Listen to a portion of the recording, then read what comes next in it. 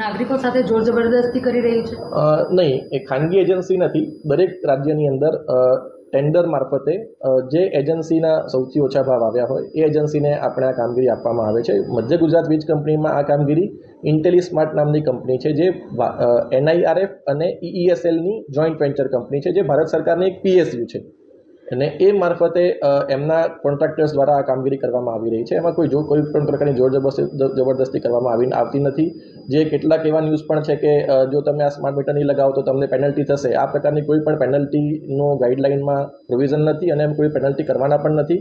પરંતુ હા, એક વાત ચોક્કસ છે કે તબક્કાવાર તમામે તમામ રેસિડેન્શિયલ ગ્રાહકોને અમારે સ્માર્ટ મીટરમાં કન્વર્ટ કરવાના છે.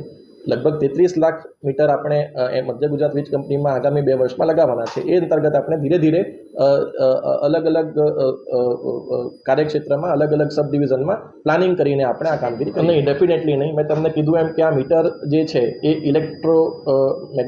મેગ્નેટિકના જે પ્રિન્સિપલ્સ આપણે સામાન્ય મીટરમાં હોય છે એ જ મીટર પ્રમાણે કામ કરે છે. તમારા જે યુનિટ સામાન્ય મીટરમાં નોંધાતા હોય આજના મીટરમાં, એ જ મીટરના આ સ્માર્ટ મીટરમાં પણ એ જ પ્રકારે યુનિટ નોંધાતા હોય છે. એનું ટેસ્ટિંગ વારંવાર કરવામાં આવ્યું છે. અમારા મધ્ય ગુજરાત વીજ કંપની તરફથી પણ એની ખાતરી કરવામાં આવી છે. જ્યારે આ મીટર સપ્લાયર પાસેથી આવે છે ત્યારે મધ્ય ગુજરાત વીજ કંપનીના કર્મચારીઓ પણ ત્યાં જઈને ટેસ્ટ કરે છે. ઇવન મીટર અહીંયા આવ્યા પછી અમારી લેબમાં ટેસ્ટ થાય છે, જે પ્રમાણે અમે સામાન્ય મીટરને ટેસ્ટ કરતા હોઈએ છીએ. એક્યુરેસીમાં કોઈ જ નથી, સિદ્ધાંતમાં પણ કોઈ ફરક નથી. ફરક ખાલી એટલો છે કે આ મીટરમાં એક એવી ફેસિલિટી છે કે જેનાથી ડેટા કંપનીને પણ રિયલ ટાઈમ જોઈ શકાય અને ગ્રાહક પણ પોતે એપ્લિકેશન મારફતે આ ડેટા જોઈ શકે અને ડેટાના આધારે પૃથ્થકરણ કરી શકે કે મારું અત્યારનો વપરાશ કેટલો છે, જે અત્યારે તમે 2 મહિના પછી ખબર પડતી હતી કે કેટલો વપરાશ થતો હતો. અને એક ફેસિલિટી આમાં એવી છે કે અત્યાર સુધી એવું હતું કે જો કોઈ પણ ગ્રાહકનું બિલ બાકી હોય અને ગ્રેસ પીરિયડમાં એ ના ભરી શકે તો એનું ડિસ્કનેક્શન કરવામાં આવતું હતું, જેના માટે ફિઝિકલી અમારે સ્થળ ઉપર જવું પડતું હતું. આ સુવિધાની આ મીટરમાં એવી સુવિધા છે કે અમે અમુક રકમ કરતાં ઓછું બેલેન્સ થાય તો આપણે ડિસ્કનેક્શનની એક્ટિવિટી ઓટોમેટિક થતી હોય છે. જે પ્રીપેડ જે આપણું મોબાઈલ છે એ પ્રકારે આ કામગીરી થતી હોય છે. આ એક ખાસ પ્રકારની સુવિધા છે. દરની જે વાત કરો છો, સ્માર્ટ મીટરમાં કોઈ પણ પ્રકારનો વધારાનો ખર્ચ ગ્રાહકે ભોગવવાનો નથી. સ્માર્ટ મીટરના કોઈ એક્સ્ટ્રા પૈસા ગ્રાહકે આપવાના નથી.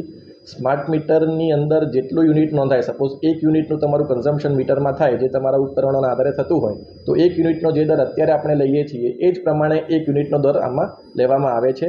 યુનિટના પણ કોઈ દરમાં વધારો નથી. વચ્ચે 2 દિવસ પહેલાં કોઈ એક બેનના વિડીયો બહુ વાયરલ થયો છે, જેમાં એમને કીધું છે કે મારું 12 દિવસની અંદર 2000 રૂપિયા જેટલું બિલ કપાઈ ગયું છે. એ બેનનો દિવસે દિવસનો ડેટા મારી પાસે છે. 2 તારીખે એ બેનના ઘરે અમે સ્માર્ટ મીટર લગાવેલું હતું. 6મી માર્ચે એમના ઘરે જૂનું બિલ ઇસ્યુ થયું હતું, જે રૂટીનમાં ઇસ્યુ થયું હતું, અને 2 તારીખે અમે 2 મે એમના ઘરે સ્માર્ટ મીટર રિપ્લેસ કર્યું હતું. જે 6મી માર્ચથી લઈને 2 તારીખ સુધીનો જે વપરાશ હતો એ વપરાશની ગણતરી કર્યા પછી એમની પાસેથી 2033 રૂપિયા લેવાના નીકળતા હતા, જે અમે આમાં એવી સુવિધા કરી છે કે એ તમામ રૂપિયા એકસાથે ના વસૂલ કરતા એને 6 મહિનાના ઇન્સ્ટોલમેન્ટમાં ડેઇલી આપણે ઇન્સ્ટોલમેન્ટમાં વસૂલ કરવાના થાય. એટલે ડેઇલી એ પ્રમાણે ગણતરી કરતાં જે જૂનું બાકી બિલ છે એના 11 રૂપિયા આપણે ડેઇલી અત્યારે વસૂલ કરીએ છીએ, જેને આપણે FOA કહીએ છીએ. એ સિવાય 2 તારીખથી લઈને 14 તારીખ સુધી જે કન્ઝમ્પશન થયું યુનિટનું, એ યુનિટ પ્રમાણે અને આ જે FOA કેલ્ક્યુલેશન કરતાં 113 રૂપિયા અને અગાઉના 700 જે 15 દિવસમાં જે વપરાશ થયો એ 723 રૂપિયાની આસપાસ, એમ મળીને ટોટલ 836 રૂપિયા જ એમના 12 કે 13 દિવસના થયા છે. ઇવન 2 તારીખે મીટર લગાવ્યા પછી એમનું બેલેન્સ 0માં ચાલતું હતું, તેમ છતાં પણ આપણે ડિસ્કનેક્શન નથી કર્યું. ડિસ્કનેક્શનમાં એવું છે કે આપણે ફર્સ્ટ 5 ડેઝ ડિસ્કનેક્શન નથી કરતા. મીટર લગાવ્યા પછી ગ્રેસ પીરિયડ આપવામાં આવે છે. એ સિવાય રજાના દિવસે પણ ડિસ્કનેક્શન નથી કરતા. એ સિવાય આપણે ખાલી વર્કિંગ અવર્સમાં જ આપણે ડિસ્કનેક્શન કરીએ છીએ, અને રાત્રે પણ જો બેલેન્સ 300થી ઓછું થાય તો આપણે ડિસ્કનેક્શન નથી કરતા.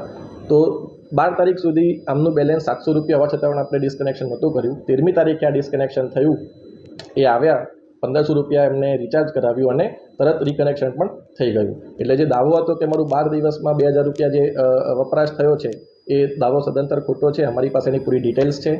અમે ચેક મીટર પણ લગાવવા માટે એમના ઘરે ગયેલા, પણ અમને લગાવવા નથી મળ્યું. ચેક મીટરમાં એવું છે કે અમે જે બીજું મીટર છે લગાવીને ચેક કરી શકીએ કે તમારું સ્માર્ટ મીટરનું કન્ઝમ્પશન કેટલું છે અને આ તમારા મીટરમાં કેટલું આવે છે. જેટલા પણ હવે નવા મીટર લાગવાના છે એમાં 5% મીટરમાં પ્રોવિઝન રહેશે કે જૂનું મીટરની સાથે સ્માર્ટ મીટર લાગશે, એટલે તમે બંનેનું ડેટા પણ કમ્પેર કરી શકો. બિલિંગ તમારું સ્માર્ટ મીટર પ્રમાણે થશે, પણ એટલીસ્ટ એક લોકોને ખબર પડે કે અમારું જે બિલ છે એ બદલાતું નથી.